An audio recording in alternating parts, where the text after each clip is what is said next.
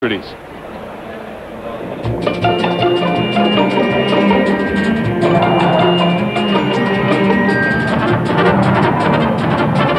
Racing was in its heyday by the time television was born in Australia. As Channel 9's owner, Sir Frank Packer was passionate about both. One Saturday night in the late 1960s, Nine's viewers were left in no doubt that his horse Foresight had won at Randwick. And apparently Sir Frank had dinner guests, and all of a sudden at about 7:20 or something, on come the Daily Telegraph Stakes again, Foresight winning.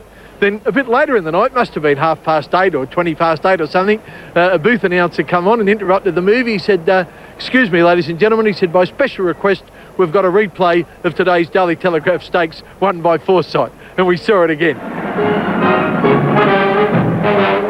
Years earlier, in 1956, Sir Frank first conceived this logical mix of business and pleasure.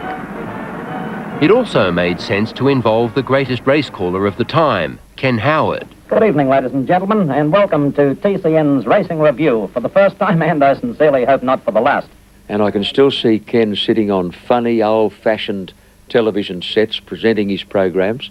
He would sit at a desk holding up a pair of binoculars, which, to look back on now, is fairly corny stuff.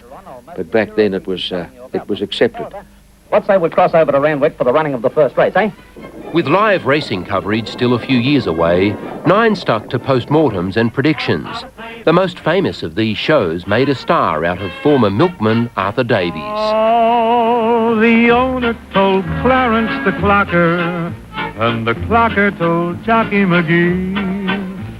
The jockey, of course, passed it on to the horse, and the horse told me. Very informal. Clarence would come straight from the training track at Randwick. He'd have all of the latest information, likely scratchings, riding changes.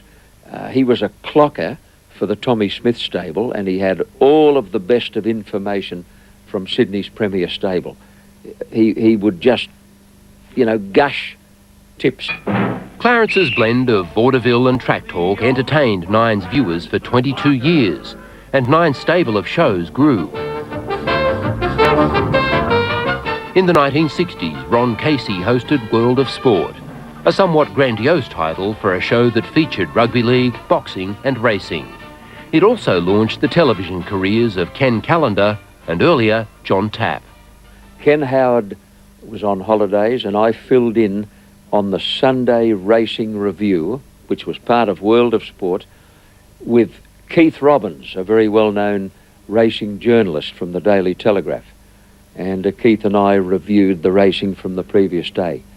I was about 26 or 27 years of age and terrified.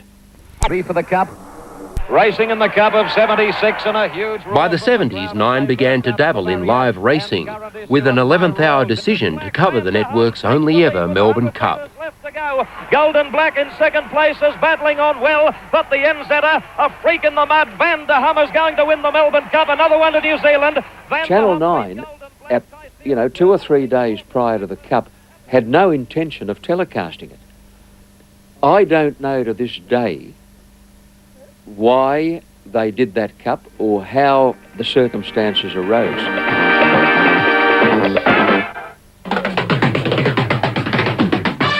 This afternoon, strap on your The birth of Nine's flagship sports show in the early 80s changed the way racing was televised. Sydney viewers, out we go now to Randwick for race 7. Your commentator, Johnny Tapp. Thank you, Mike. Well, there's a section It required our caller to take his eyes off the colours in the moments before a race, while downstairs, Kenny and his tote board began a long and legendary partnership. He's showing it 6-4 on the tote. I think the big change with live television is accuracy become paramount. Now, remember in the old Daily Mirror, we used to have signs around the wall, accuracy above all. And I think that's especially right in television. And I think if you're not accurate, people see straight through you. They think, well, that bloke doesn't know what he's talking about. Bounding away, goes home a little bit the better, and bounding away won the slipper. Wide out. From many of racing's biggest moments to the bread and butter of a midwinter daily double, it was accurate, and more importantly, it was fun. He's like nice as I back. Through injury and illness, the show always went on. There's a lot of pain in losing your money if you're a punter, And I think we tried to take the sting and the pain out of that and bring the racing into people's living rooms, but with fun, with a sense of fun. Gates explode back in their racing. In the last decade, Nine's coverage went to another level, with new ideas, innovations and cutting-edge technology. Side of Mahia. We buried cameras under the half-mile crossing. We put them on rails. We put lipstick cameras on the top of barriers, 2 of them. We hung cameras out on giant arms over the turn at Moonee Valley near the Tabaret. We tried absolutely everything to introduce racing to a new audience, to try and capture some of that excitement of racing. Then my Diamond Ruse, Kingston Bay, Golden Sword trying to get over. Sunline in front, running on as least with Juggler, but she's everything we thought she was, Sunline. She's a champion filly. The greatest horses of the 90s made history in front of our cameras, and racing's incomparable characters paused to tell their stories. I never actually had a cricket bat. I never had a bike. All I had was my pony. You didn't ever play? No, I never mixed with kids. I mixed with men. The saga of racing's dynasties and the rags to riches legends. Even Jack Denham broke his silence on Nine. Darren Beedman revealed to Tappy his decision to put a great career on hold.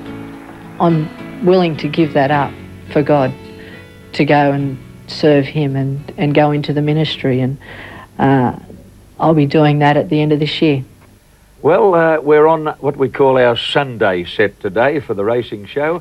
As recently as 1998, racing still had its own show. The Sport of Kings still very much at home on television's ruling network.